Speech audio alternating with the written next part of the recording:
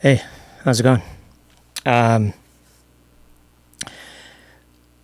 I have these small little periods after I put my son to sleep at night. It's just like an hour, pretty much, before I kind of get tired and I have to go to bed. But these like hour and a half little blips in my day to day, I use that time to work on stuff, like just to kind of sketch something out. So I've been using, the MPC Live 3 along with the MPC sample to kind of just like sketch out something before I go to bed. I mean, my son, he goes to summer school, but sometimes during the day, like after we drop him off, I have to tend to, you know, chores, or I have to tend to like errands and stuff like that. So sometimes I don't have that like period to work at home because he's going to summer school now. So it's kind of like half days. And then after, like after I'm done running errands or whatever it is I have to do, I don't have time to work on anything. So I have to go pick him up, and then he comes home, and then I have to watch him. And then I only have that like little hour and a half at the very end of the day to like work on something. Um, and then this is just something that I kind of worked on last night.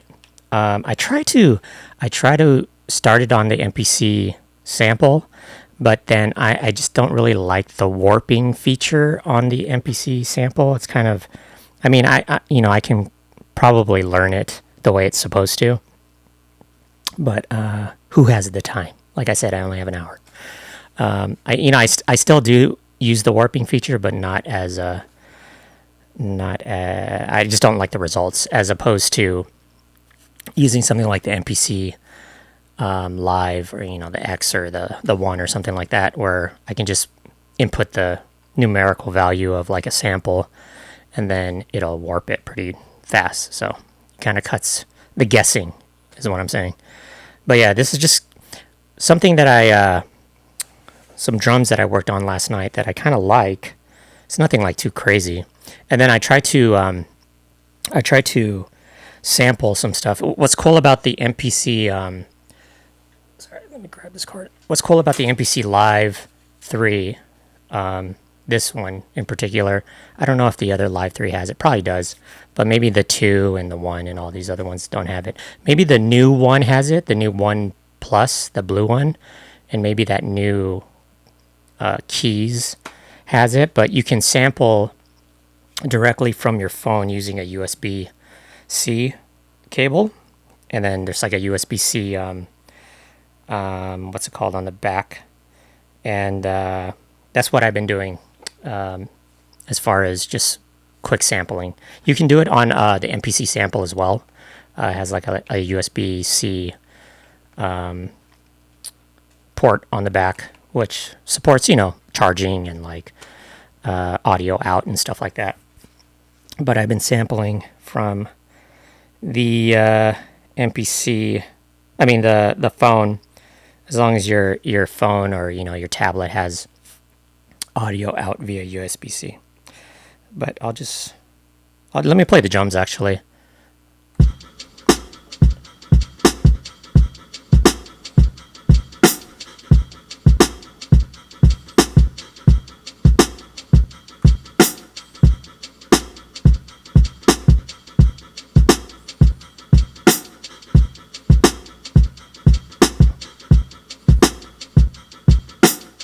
Yeah, and then I sampled a few things, but none of them I was like really happy with.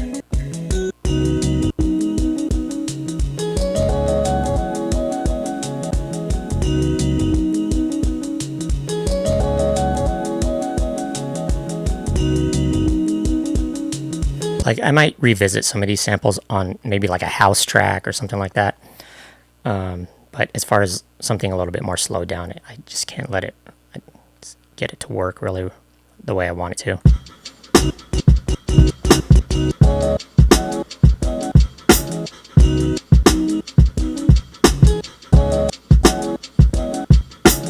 Yeah, it just doesn't work like, and sometimes I just don't want to force it. Like if I don't if I'm not in love with it, I just kind of move on, kind of thing. This is another sample that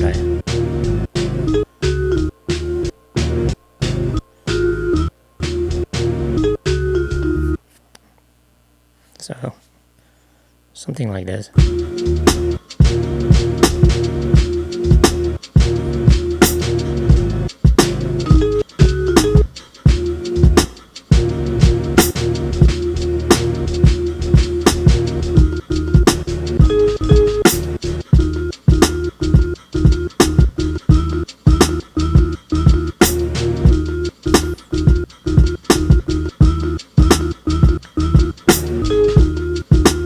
Yeah, it's, like it's an okay sample, but I'm not married to it, kind of thing.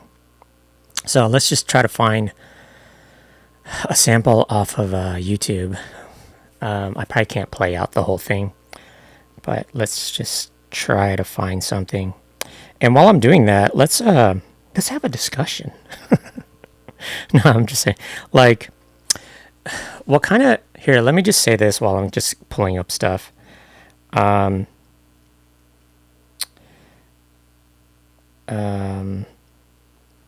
Like my algorithm on my social media, like on Instagram and on what is it called, YouTube and stuff. Like I watch a lot of like music production stuff, and I watch a lot of just music related stuff. Whether it's like studio stuff or like product reviews or people just making beats. Like these are things I enjoy watching. But since I watch all that stuff, I also get fed things that are related to, like music industry stuff or whatever it is. And a lot of that stuff, like, especially on Instagram, is just a lot of just sample packs and a lot of just like people giving advice on Instagram of just like, here are 5 things that you need to do once you get your MPC live, or here are 10 things that you need to do as a producer. Here are 5 VSTs that are free that you need to download now. And it's just like everybody's like just product salesmen now and stuff. It's weird. It's a weird space as far as music goes. And also, like, the music I ingest, like the music that I listen to on Spotify and like all, like whatever streaming services and stuff, or even on like Instagram, just like checking out music profiles and stuff. It all sounds good. Like it all sounds good. It all sounds great, but it all sounds the same. Like, and maybe that's just my algorithm just feeding me the same kind of stuff over and over and over. But yeah, like, do you guys feel that too? Like there's a lot of really talented and really just smart and whatever artists out there, producers, artists, like music makers in general, singers, but they all sound very much the same, but it's still good in a way. It's good to the point where you just really get kind of tired of it.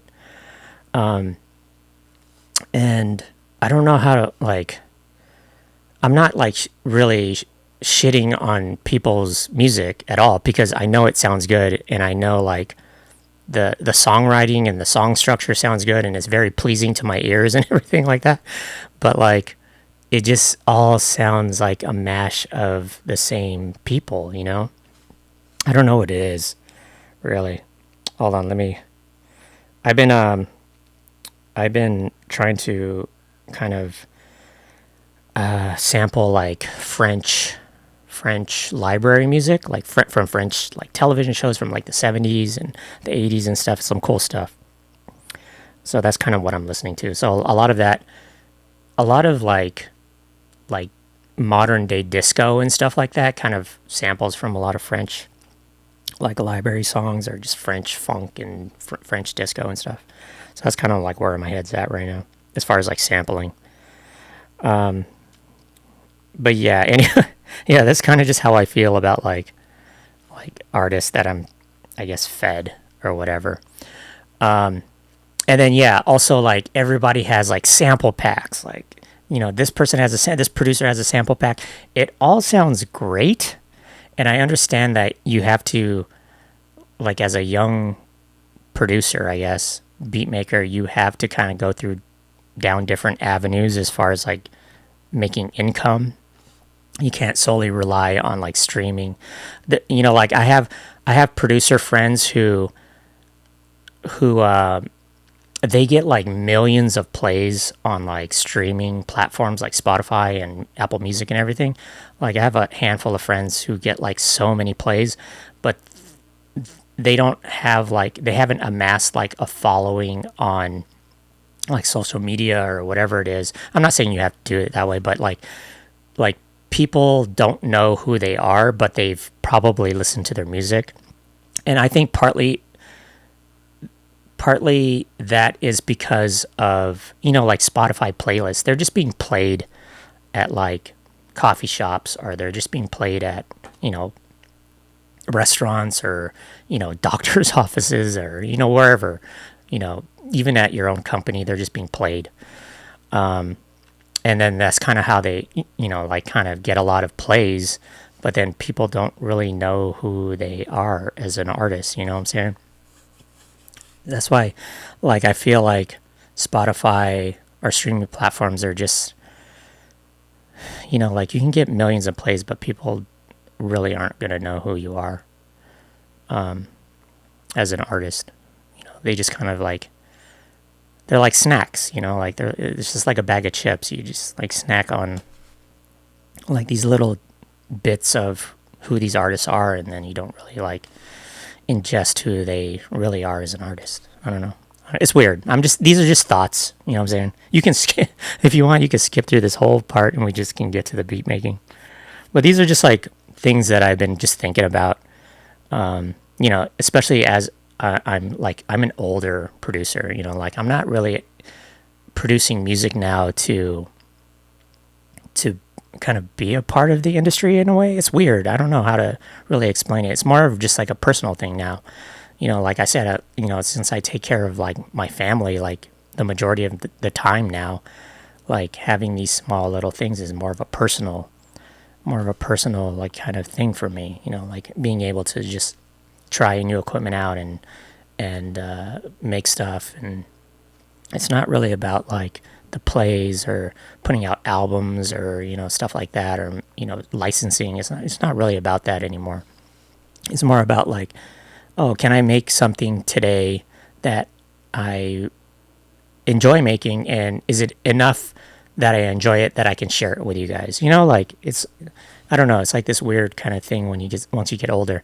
I had a discussion, not like a really short discussion with this young artist that I briefly met, and he was just kind of like a child of a friend and stuff like that. And he was trying to get into music, and he asked me, like, oh, do you have an Instagram I can follow and stuff? And I was like, yeah, like here's my Instagram. I make this type of music.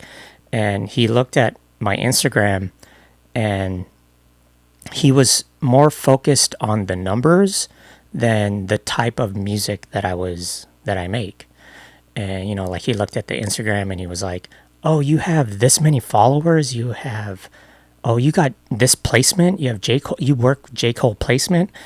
And J. Cole stuff was like a long time ago, but like his initial reaction wasn't, oh, like you make hip hop beats, or like, you make jazzy stuff. That's cool. Like the initial reaction was the numbers and, like the success, like the commercial success. And it was just, it kind of, I don't want to say it was like disheartening, but it was also like, is that what young people just are initially getting into music for? Because when I started making music, it wasn't for like popularity. Like being a music producer wasn't popular at all. Being a DJ when I first started DJing wasn't popular at all. Like, like when I started DJing, I was like a sophomore in high school. This is like in the mid 90s. There were only like one or two other DJs at the school, and they were like older than me. So I didn't really connect with them. And then once I started kind of getting into DJing and like maybe DJing, I guess, parties, like functions, house parties, and then I got in kind of like got more involved, or not involved, but more kind of like into the battle scene. That's when I kind of started meeting like other DJs with like that were kind of a little bit like-minded. And some of those DJs I met like through friends of friends, or they went to different high schools and stuff like that. And and they can say like at their high school, those DJs that I met, they were either the only DJ or like one of like three other DJs at that school. Um, and then now like there's so many DJs. They're everywhere. They're like there's like 1 in 5 people, quote unquote DJ. And partly I think it's just because the accessibility of equipment. Of course, when I was growing up, starting as a DJ, you had to buy turntables. You had to spin records. So for the most part, like CDJs were kind of a new thing just coming out at that time when I first started DJing. But if you were DJing, you had to buy turntables, you had to buy a mixer, you had to buy like speakers and stuff like that. It wasn't so much like you can just go to Guitar Center and pick up a controller for like a couple $100 and then you have your laptop and DJ, and that was like your setup. You had to buy like the equipment, plus you had to buy the records. And being a young DJ at the time, like a teenager, I didn't have a job. I was going to school. My parents gave me like a little bit of an allowance, and I would use that allowance to go buy records. And I had to be very selective of the records that I bought because I only had like $20-$30 as an allowance, which is like nothing nowadays. Like 50 is like the new 20. But I got like $20 kind of like a week as an allowance, and then my parents would drive me down to like the record store, which wasn't that close to our house, but it wasn't too far. And then my mom would wait in the car while I would buy records. And $20 could really only get you like maybe 3 records, maybe 3 singles. So you had the single, which had the radio edit plus the instrumental, and then on the flip side it had like some B song or something like that. And then that's kind of how I would buy my records. Yeah, and then you kind of just amass like a collection after a while, after DJing parties and stuff like that. And even when I got into producing, nobody was a producer. Nobody wanted to make beats. I think partly because, again, the equipment wasn't as accessible and it wasn't as affordable as it is today. Like I would be lucky to come across a producer who actually owned like an MPC. A lot of the younger producers like my age, when I got into producing like around 18, 19, they had like maybe a really small like Dr. Sample or something like that, but no one could afford like MPCs and stuff like that. And it wasn't until like you made friends with like an older cat, like an older guy who had like a decent job and stuff, that he had like an MPC 2000 XL or, like whatever it was at the time. And then you would just watch him, like, because you didn't really know how to like use a sampler. And then getting into production around that age, like computer production just kind of started. So yeah, like a lot of people, if you ask a lot of older cats when they got into like even just audio editing, they would use like Cool Edit or Sony Acid Pro, or even the First Reasons, if you guys remember the First Reasons, or like Audacity to like make edits and stuff like that. Yeah, it was like a different time as far as like even computer music. I mean, Fruity Loops came out like, I don't even know, like in the early 2000s, but I just wasn't really into Fruity Loops. I was more into like arrangement kind of mode, making beats. So that's kind of how I started on at Sony Acid Pro. And then like Fruity Loops was kind of more step sequencing, so I didn't really get into that. And then I would get into like Ableton, whatever. Anyway, people just didn't want to become producers, I think also it's a generational thing. Now, like my parents, they didn't have time to be creative. They didn't, like they had to work. And even like my sister's like generation, which is only like a few years older than me, they didn't have the time to like get into like creative. Being a creative was kind of like the very bottom of what the world was kind of like doing at the time. Even me, like my parents, especially my dad, he kind of pushed me to be like, yeah, you can get into DJing, you can get into like production, but you should really try to follow like an actual career, like getting into like the medical field or getting into whatever it is, that way you'll have like something stable at the end. You should join the Navy. I should have joined the Navy, to be completely honest with you. If I could really go back and talk to my younger self, I'd be like, you can do the production thing, but you should probably join the Navy and, get your life together kind of thing. But nowadays, kids, younger people, younger adults, they have that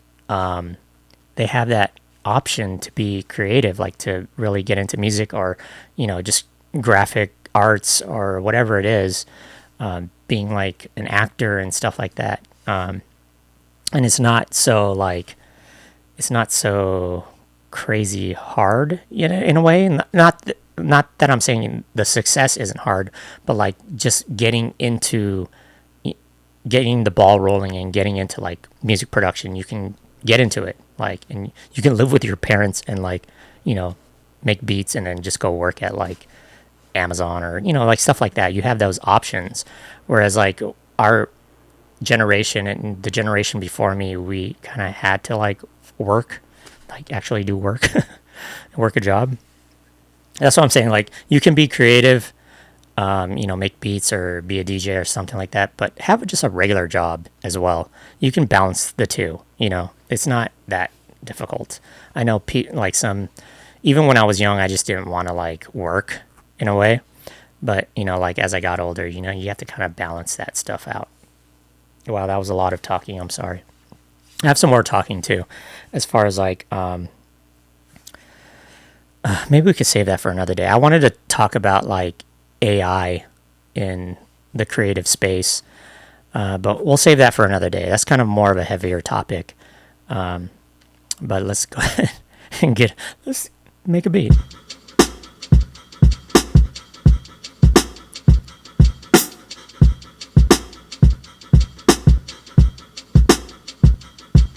Okay. Let's go to sample here. Oh, let me go. Okay, let me go to sampler here and let's pick USB input and do this. And then I'm just gonna skim through all of this because I'm probably gonna get like a copyright strike or whatever. So.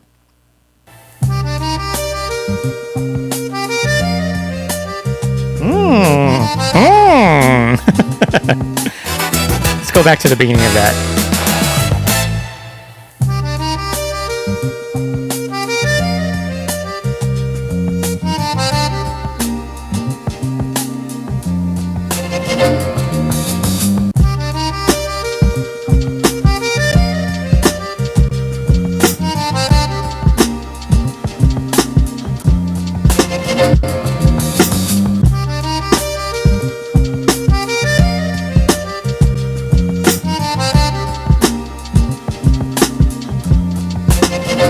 Yeah, I feel like this sample works with like a drum break. That kind of sounds better.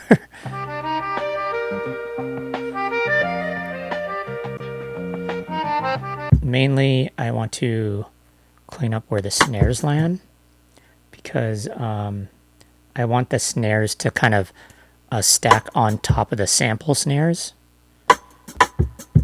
so it doesn't sound like off,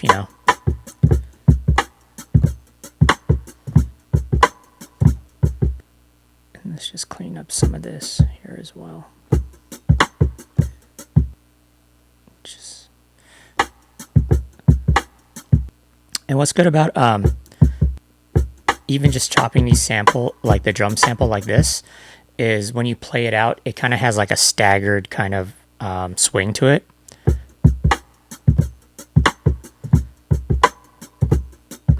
So even when you just kind of play it like just forward, you know, like in sequence, it's just record.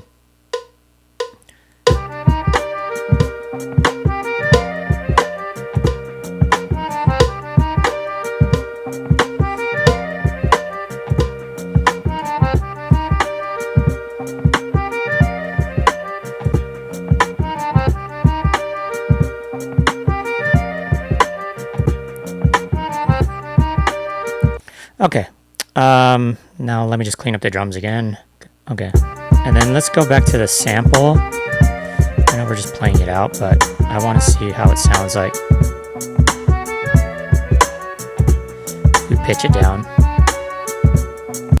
A cool thing to do, like, to make your drums sound a little bit more like, I don't know how to explain it, like ringier, like more, I guess, having an SP feel or like an old MPC feel, is sampling like really fast or like higher, like a higher sample or whatever it is, and then pitching it down. And that's what I've been doing, is like sometimes I'll sequence like a track that's like 105 BPM, and then with like an effect, I'll just slow it down. So like say if we go to here, and then we make this like 105.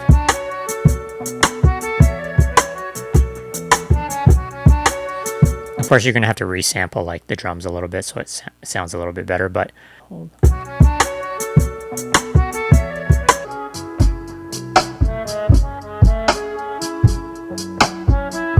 See what I'm saying? This is just an example. It's not like exactly how I want it.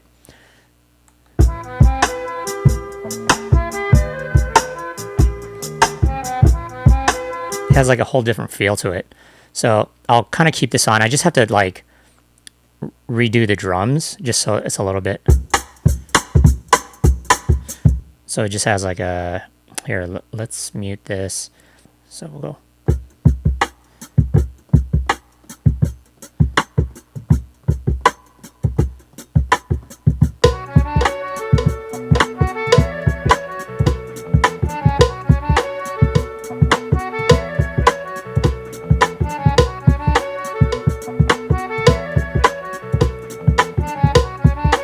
Did that little swing thing. We might keep that in.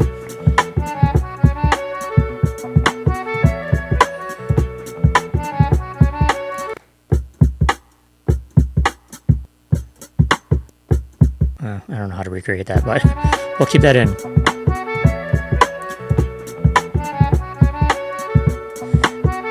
And then what we'll do is we'll pitch up the drums. And we'll pitch up the sample as well.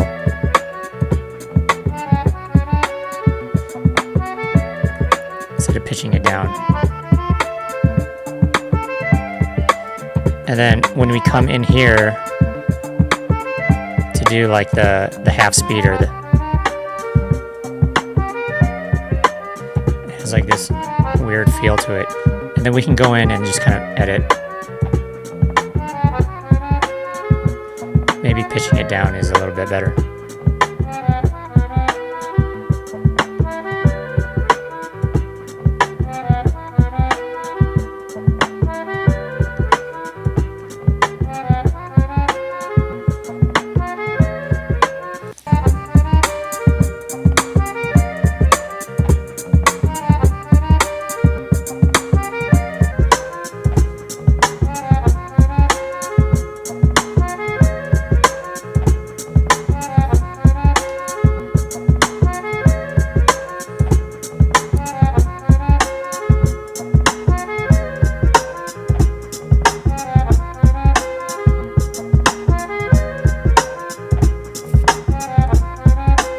Might be too fast, the sequence. So we'll just close that. Just put it at like maybe 100. You can even just kind of mess around with like how fast.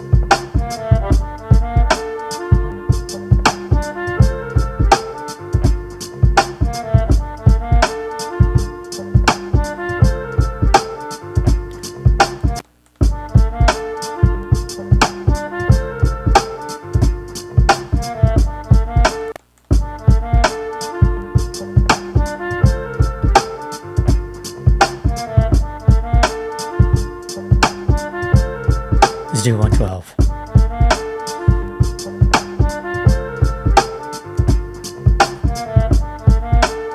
And then just kind of pitch up the sample a little bit. Just so it sounds a little bit better.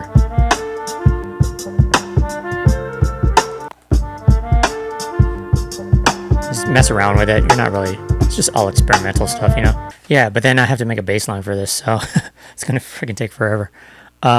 And then I have to record it like at this speed, you know, just so it'll sound okay. Let me see if I can find a bass line.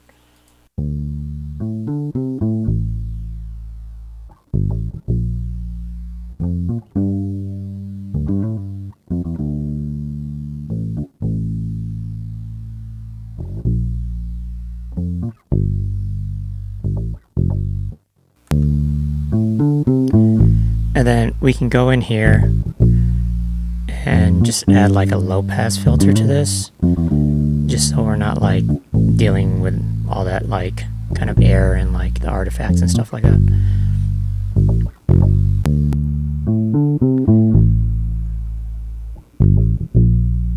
Okay.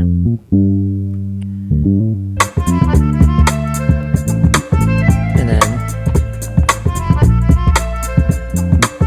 just bring the volume down a little bit.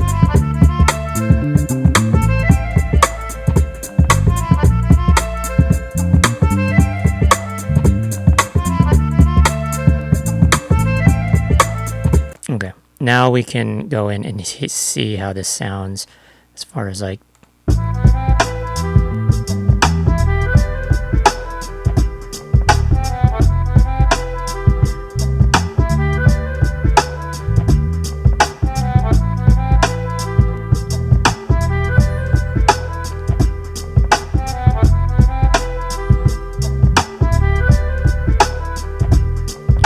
and then we'll just play with some sounds on top of this as well. And then just see what sounds good on this.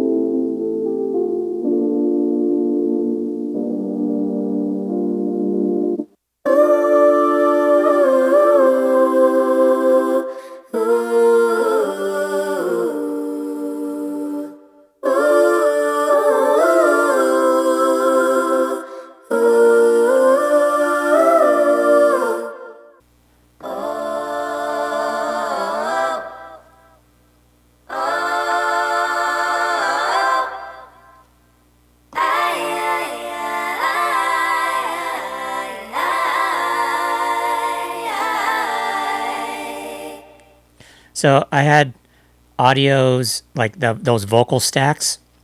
I recorded one that was just audio straight, like an audio track, and then this one I wanted to chop up the samples, just to have more control over like how I play them out, I guess.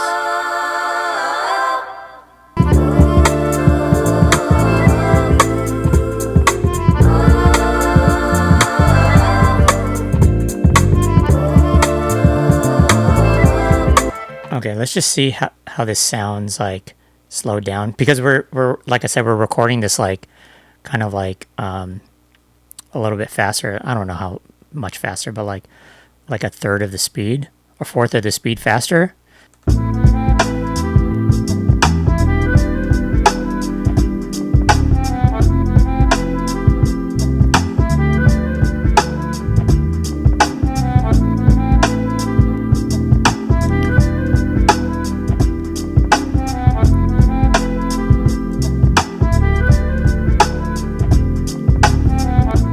See, and then like when you slow it down in that tape effect, like the playhead is a lot faster than the actual like what you're hearing. So you have to kind of like visually look at where the playhead is to kind of like bring in the other elements. I mean, I guess you can just sequence it out or like arrange it out, but it sounds like, you know, like that's kind of like how the feel I want for it is like just kind of like have it play out faster. I mean, record everything faster.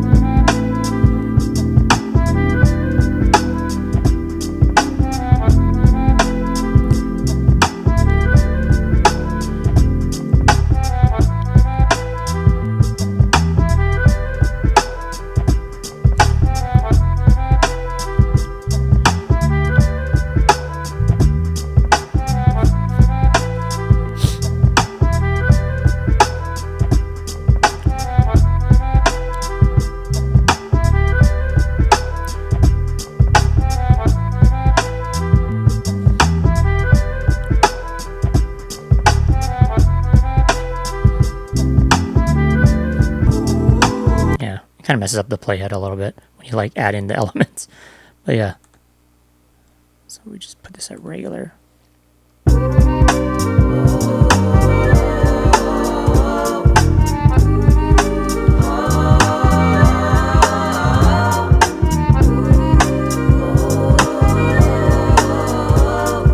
It's still kind of fast, but I just wanted to see how it sounds like.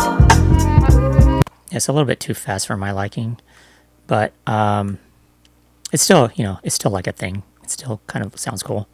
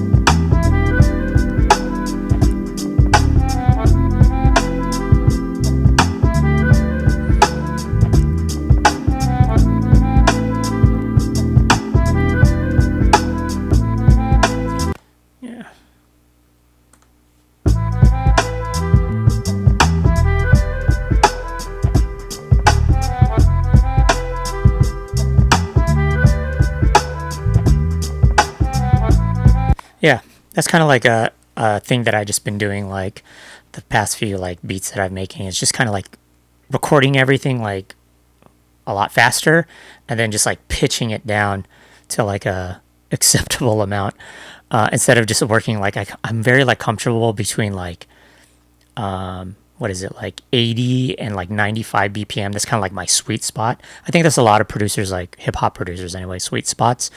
And I'm trying to get out of that like a way of thinking and just kind of be like, okay, what if I, you know, record everything at like 100 BPM and then just kind of slow it everything down, or like 120 BPM and then just slow it everything down. Yeah, but yeah, that's kind of like, it's not, you know, like producers have been doing this for like a really long time, you know, just kind of like sequencing everything at a higher speed and then just kind of like bringing it down. I mean, it's pretty much like the same concept as like recording like a beat and then recording it onto like a tape and then using the tape like a pitch modulator to like pitch it down and everything like that. But yeah, that's pretty much it. This video is like way too long, so I have to do a lot of editing, which I hate. But yeah, thanks for tuning in. This is just kind of something that we kind of made on the spot. Nothing like too crazy. We didn't really hook up like keyboards and like make our own things. We took a lot of samples from like arcade and just kind of recorded them into the thing. Yeah.